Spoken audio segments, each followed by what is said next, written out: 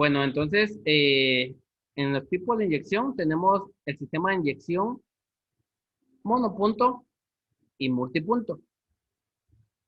En el sistema carburado que tenían los vehículos anteriormente, utilizaban un sistema de dosificación. Comprendamos qué es dosificación.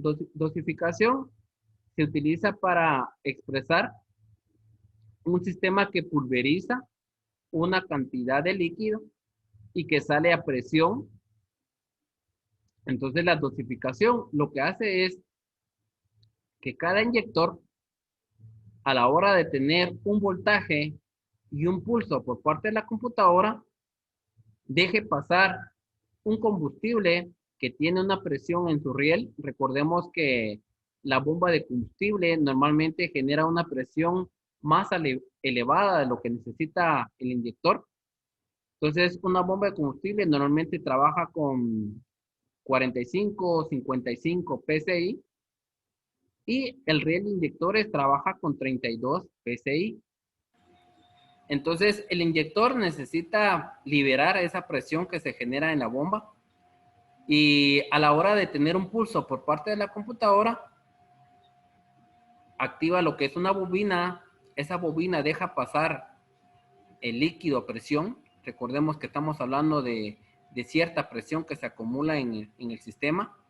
Y el inyector, pues en la parte baja tiene una tobera en la cual nosotros podemos observar que tiene como unos orificios. Y a la hora de liberar esa presión, se dosifica el combustible o se pulveriza el combustible. Es como cuando usted utiliza un desodorante en spray, usted lo presiona, ese líquido está a presión y a la hora de darle salida, pues sale expandiéndose y de esa manera similar trabaja el inyector. Al pulverizar el combustible, las partículas de combustible se mezclan con las de aire, como ya están comprimidas. De esa manera, pues se genera la mezcla de aire-combustible y luego pues se genera la chispa para que se realice la combustión. Así es como trabaja un motor inyectado. Entonces vamos a hablar sobre las partes principales. Uno es la señal que manda la computadora. Recordemos que la computadora es el sistema electrónico o la unidad de control electrónico que maneja sensores, actuadores, manda y recibe información. Luego de saber los tipos de sistema de inyección, vamos a verificar los sistemas de inyección según la ubicación. Para eso, como habíamos mencionado al principio, existen criterios de clasificación de acuerdo a la ubicación de los inyectores. Y por lo tanto, el lugar donde se produce la mezcla de combustible y aire, algo independiente de la cantidad de inyectores que se utilicen, según la clasificación de desarrollos en el punto anterior. En esta clasificación debemos mencionar dos tipos de ubicaciones bajo el nombre de directa o indirecta. Bueno, de esto pues ya hemos tenido alguna presente. En la inyección directa, los inyectores suministran el combustible directamente en la cámara de combustión. ¿A qué le llamamos cámara de combustión? A la parte superior del pistón y la parte inferior de la culata que está en el cilindro. Entonces, hay partes de la culata que son cóncavas, otras que son de cuña, pero ese espacio lo llamamos cámara de combustión. Y que se ha extendido ampliamente en los motores de gasolina. Esto se debe a que se han solucionado los antiguos problemas que causaban las altas temperaturas que dañaban el sistema con mucha frecuencia. Recuerden que cuando hablamos de motores el año pasado vimos de que primero eran máquinas a vapor, luego pues máquinas que utilizaban un tipo de líquido a presión y luego pues ya se desarrolló lo que es el proceso de gas y luego pues el procedimiento de gasolina y luego el diésel. Entonces todo eso ha ido variando según la tecnología y según los avances que se han tenido en la el proceso de disipar el calor, ¿verdad? La inyección indirecta, por otro lado, tiene los inyectores en el colector de admisión o si es necesario en una cámara de turbulencia Allí donde se mezcla con el aire para que llegue a la cámara de combustión, bien distribuido una vez que se abren las válvulas de admisión. Entonces, hoy en día, la inyección directa la vamos a observar más en los motores diésel. Entonces, en los motores diésel, el inyector está directamente colocado en la posición del cilindro y de esa manera, donde está la cámara de combustión. Cuando hablamos de inyección indirecta, es cuando miramos todos los vehículos gasolina que están conectados los inyectores en el manifold de admisión. Entonces hay como una precámara, hay una cámara que genera una turbulencia. Recordemos que turbulencia es como un torbellino, entonces al generar un torbellino hace que se mezcle el aire y combustible más rápido y de esa manera puede ser más eficiente en la mezcla. Bueno, luego de eso, pues los motores que combinan la inyección directa y la indirecta, como cada sistema funciona mejor que el otro en determinadas circunstancias, existen marcas que tratan de sacar lo bueno de ambos mundos. Hay modelos como Ford Mustang GT o los de Audi con motor TFSI 2.5 que utilizan sistema dual de inyección directa e indirecta, combinan esos puntos. Utilizan la inyección directa al arrancar y en las aceleraciones fuertes porque es un sistema que facilita el encendido y reduce el riesgo de autodetonación. Cuando hablamos de autodetonación es que se generen explosiones fuera del tiempo de combustión. Recordemos que hay 4 tiempos: admisión, compresión, combustión y escape. Entonces, la autodetonación es cuando hay partículas todavía restantes de combustible y que generan una explosión extra. Entonces, cuando se inyecta mucho combustible en las cámaras de combustión, en cambio, cuando se circula a punta de gas o aceleraciones leves, opta por la inyección indirecta, porque se emiten menos gases contaminantes al conseguir que el combustible se mezcle mejor con el aire. Recordemos que la mezcla ideal para un motor es de 14.7 kilogramos de aire por 1 kilogramo de combustible. Y todo eso pues se puede controlar y monitorear con un sistema electrónico donde el sensor de oxígeno detecta si hay mezcla pobre o mezcla rica. Mezcla pobre porque hay menos cantidad de aire que la que debe tener de la estándar, que es 14.7. Un ejemplo que tuviera menos kilogramos. Y mezcla rica quiere decir que tenemos diferente cantidad de aire con diferente cantidad de combustible. Entonces todo eso lo detecta el sensor de oxígeno y de esa manera pues la computadora disminuye la apertura del inyector o pues mantiene más abierto el sistema del inyector. Todo esto lo maneja la computadora.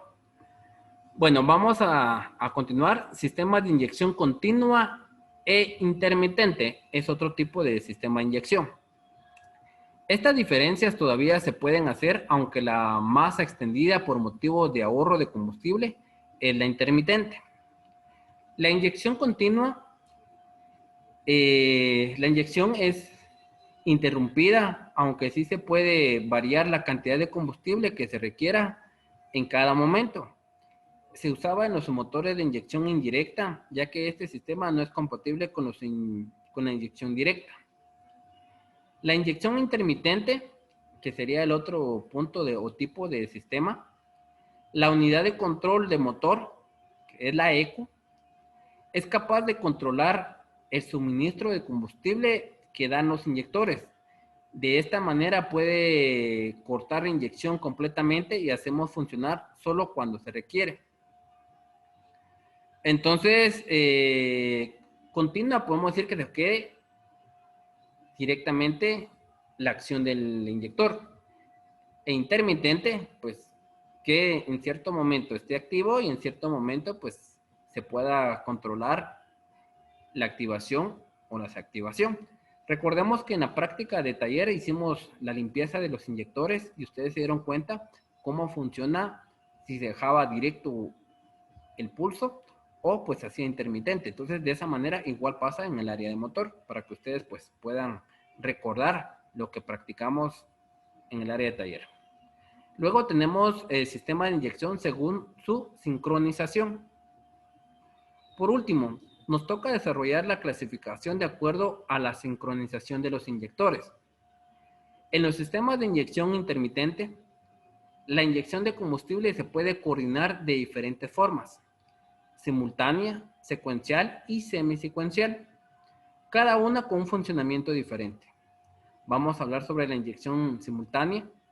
El combustible es inyectado al mismo tiempo en todos los inyectores, los cuales inician o deben su funcionamiento al unísono si la unidad central lo requiere.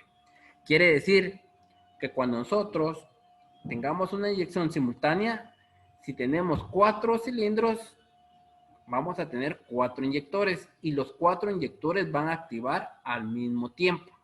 Esa sería inyección simultánea. Ahora cuando tenemos la inyección secuencial, la inyección es sincronizada junto a la apertura de la válvula de admisión, aunque cada inyector actúa en diferentes tiempos. Recordemos que tenemos un orden encendido, en la mayor parte de motores pues utiliza 1, 3, 4, 2. Entonces según un secuencial va a ser que primero pues la válvula de admisión abre en el cilindro 1, entonces va a inyectar en el cilindro 1. Luego, según el secuencial del orden encendido, sería en el 3, luego en el 4 y luego en el 2. Eso sería una inyección secuencial según el orden encendido. Luego tenemos la inyección semisecuencial. Los inyectores expulsan el combustible de pares. Quiere decir que podemos tener que en semisecuencial el 1 y el 4 inyecten y luego el 2 y el 3. O podemos tener el 1 y el 2 y el 3 y el 4, pero la expulsión de combustible se hace en par. Bueno, tenemos la clasificación de inyección. Para verificar la clasificación de inyección, pues tenemos varios tipos de sistemas para clasificarlos. Pues una inyección directa, podemos decir que es de Motronic. La inyección de gasolina tiene como objeto llevar a cada cilindro el combustible exactamente dosificado para el estado del servicio de motor, en pulverizar el combustible bien en la cámara de combustión, que sería una inyección directa, o en el colector de admisión, una inyección indirecta.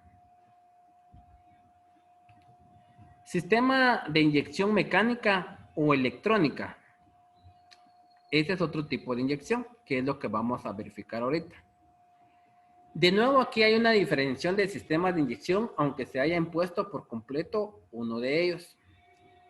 La inyección mecánica se trata de un sistema obsoleto que se utilizaba en las primeras décadas del uso de la inyección. En los años 40 no existía la electrónica de los autos actuales, así que la inyección se accionaba mediante un distribuidor mecánico que repartía el combustible a cada inyector. La cantidad de combustible se determinaba mediante un caudalímetro. Bueno, acá vamos a tener referencias. Todavía tenemos inyección mecánica. ¿Se recuerdan que hemos visto el motor diésel que tenemos en el colegio? Hicimos la prueba de cómo funcionaba el sistema de inyección por goteo para ponerlo a tiempo. Entonces, los motores diésel, hay unos que todavía no son electrónicos, que utilizan una bomba ya sea lineal o una bomba rotativa.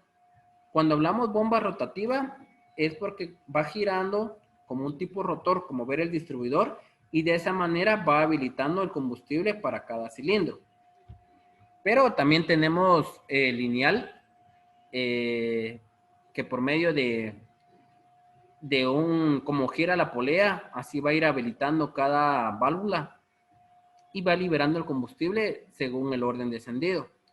Entonces, en los motores diésel todavía vamos a encontrar lo que es inyección mecánica, se utiliza una bomba por medio de un engranaje, pues de esa manera habilita el combustible a cada uno. Hoy en día, la mayoría de motores es de inyección electrónica.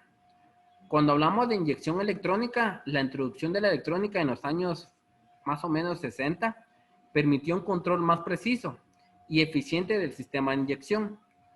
Un buen ejemplo es el motor que puedes ver en la imagen que tenemos en la guía de estudio, de un Chevrolet Corvette Full Injection de 1965. Quiere decir que esto fue de los motores más mencionados porque ya era un sistema de inyección electrónico. E incluso pues el Chevrolet pues hoy en día pues tiene una capacidad y un motor muy potente. Con el paso de los años se ha ido perfeccionando hasta conseguir los resultados actuales. Hoy en día la computadora o la ECU recibe información de múltiples sensores de motor y decide con mucha más exactitud cuando debe suministrar el combustible y en qué cantidad. Recordemos que en el área de la práctica observamos que cuando nosotros aceleramos lo que hacemos es aperturar la mariposa del cuerpo de aceleración o la veleta del cuerpo de aceleración. Entonces lo que nosotros dejamos entrar es más cantidad de aire. Por medio de sensores detecta la cantidad, la temperatura y el flujo de aire que va para el cilindro.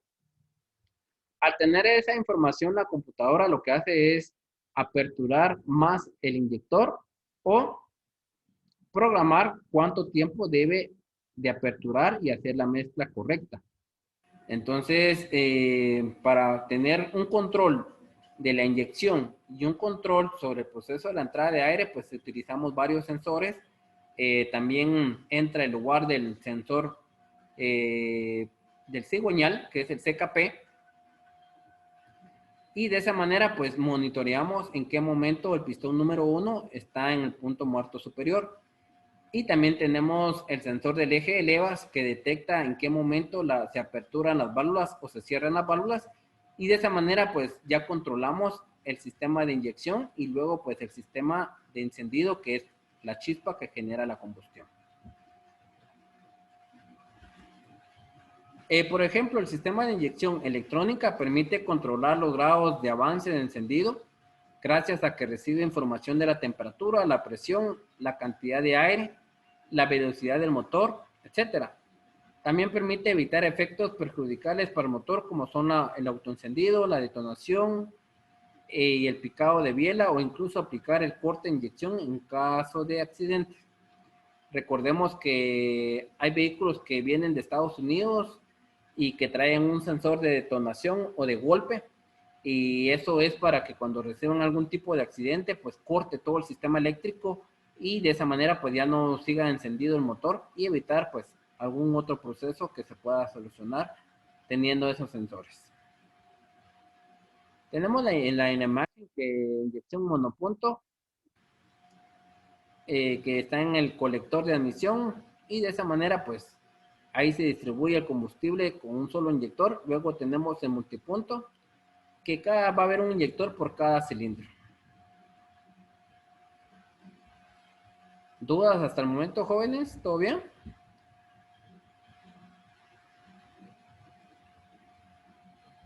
No hay dudas, estamos correctamente. Jefe, Sí, Eddie. acá me puede explicar un poco de la inyección mecánica. Bueno, la inyección mecánica no lleva ningún sensor y no lleva computadora. Más que todo es sincronizado por engranajes. Yo le daba ejemplo del motor diésel que utiliza un engranaje para poder mover la bomba, y la bomba pues abre las válvulas. De esa manera pues se distribuye el combustible según un secuencial, ya sea rotativa o lineal. Ahí no hay nada de sensores y no hay nada de computadora. Solo hay un sistema eléctrico o un bulbo para accionar y poder apagar el sistema.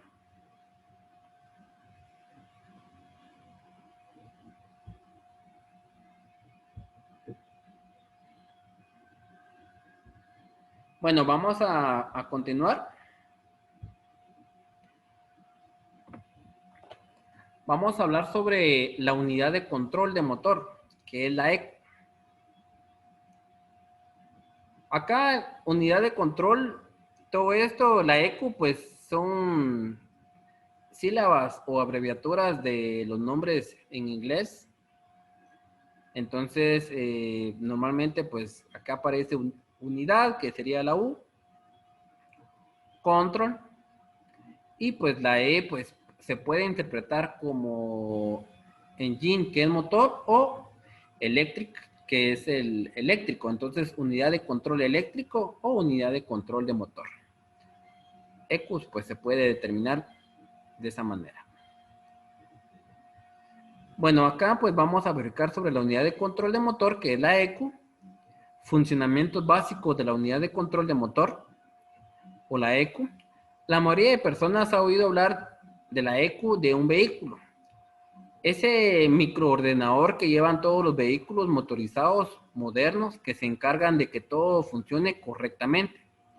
En cualquier circunstancia, gracias a ella, los motores son de una máquina mucho más eficaz y adaptable a las diferentes circunstancias sin que el usuario tenga que preocuparse por nada, porque todo es monitoreado por la ECU. La ECU, pues internamente, pues lleva una plaqueta que va programada según el motor, según los cilindros. Entonces, un ejemplo, hay computadora para un sistema de transmisión mecánica y hay una computadora para un sistema de transmisión automática, porque trae diferentes parámetros según la especificación del vehículo. Como en muchos elementos del vehículo, la complejidad de una ECU varía de unos modelos a otros, mientras que las más sencillas solo controlaban la cantidad de combustible inyectada en las cámaras de combustión. Otras se encargan además del avance o retraso de la ignición, del momento de la apertura de las válvulas, de controlar las revoluciones del compresor o el turbo. La ECU es el cerebro del motor. Para poder controlar todos estos elementos, la ECU debe recibir información de diversas partes del motor y de sus accesorios. Para ellos están el sensor de flujo de aire, de la posición del acelerador, el de presión del turbo, el de la presión y temperatura del aire, del aceite, el cigüeñal, etc. Si alguno detecta algún valor raro, la computadora o la ECU está programada para actuar en consecuencia. Entonces, todo sistema eléctrico debe estar monitoreado por la computadora y si hay algo que esté malo en el sistema eléctrico o que esté funcionando diferente, nos va a mandar al tablero de instrumentos un indicador. Normalmente aparece un motorcito de color amarillo indicándonos que hay algo o hay algo que esté perjudicando el funcionamiento del motor. También nos puede aparecer las letras check engine, que sería verificar o chequear el motor, y de esa manera, pues, por medio de un escáner podemos tomar códigos de avería y de esa manera, pues, hacer nuestro diagnóstico sobre el funcionamiento del motor. Por ejemplo, si el sensor del cigüeñal detecta que el motor gira por debajo de las revoluciones mínimas, es decir, que se va a bajar las revoluciones o a apagarse, la computadora puede dar la orden de inyectar un poco más de combustible para sacarlo de esa situación y resistirse al apagado o al tranqueo del motor. En estos casos también puede retrasar el tiempo de ignición aplazando la chispa de las bujías, así evita el riesgo del picado de las bielas. Si la ECU recibe algún aviso de algo importante del motor, no funciona bien, enviará una señal al cuadro de mandos para que encienda el testigo de fallo motor. Así el usuario sabrá que tiene un problema y podrá actuar en consecuencia para evitar que la avería vaya a peor. En estos casos, la ECU también puede activar el modo a prueba de fallos para minimizar la rotura de algún componente, algo que se nota en bajada drástica de rendimiento.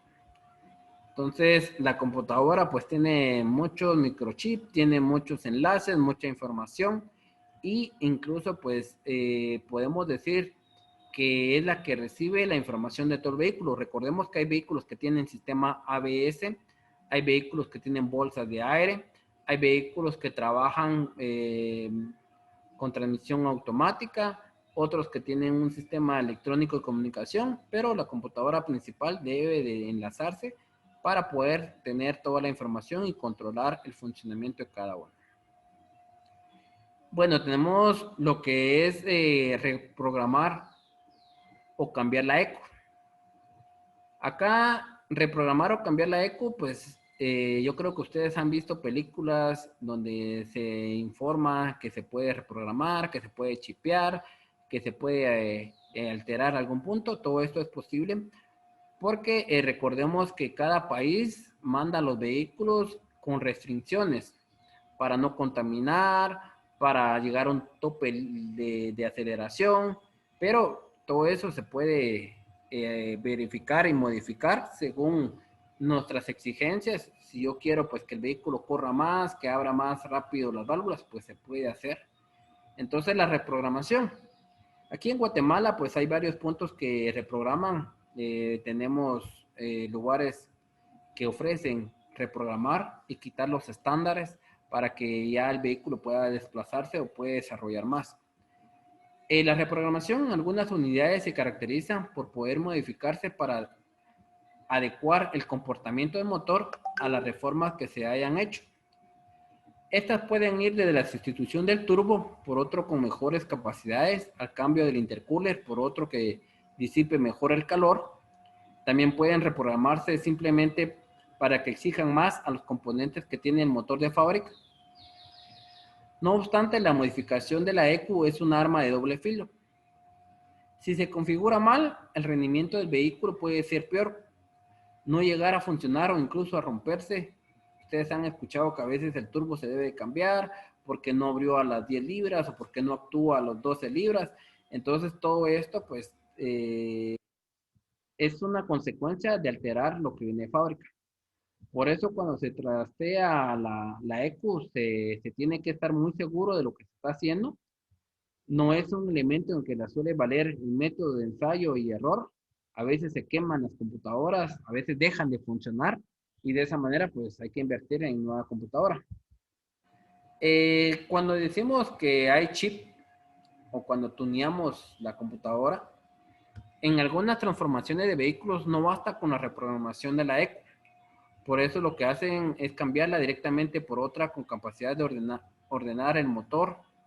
Lo que ellos quieren es que sea dominado o chipeo o chip tuning del motor en lugar de reprogramarlo. Algo antiguamente se tenía que hacer todos los vehículos debido a que la computadora no eran reprogramables. Actualmente prácticamente todas las computadoras se pueden modificar dentro de sus límites. Vamos a hablar sobre el indicador de fallo del motor. Profe, una pregunta. A la hora de que una computadora... ¿Sí? ¿Qué pasa con la computadora? Para adelante ni para atrás, se puede cambiar. ¿Cómo así? ¿Que un vehículo no puede hacerse para adelante ni para atrás? No, me refiero a que si la computadora ya no tiene solución, pues. Sí, pues. Hoy en día las computadoras pueden tener solución. Falló un microchip, cambiamos el microchip.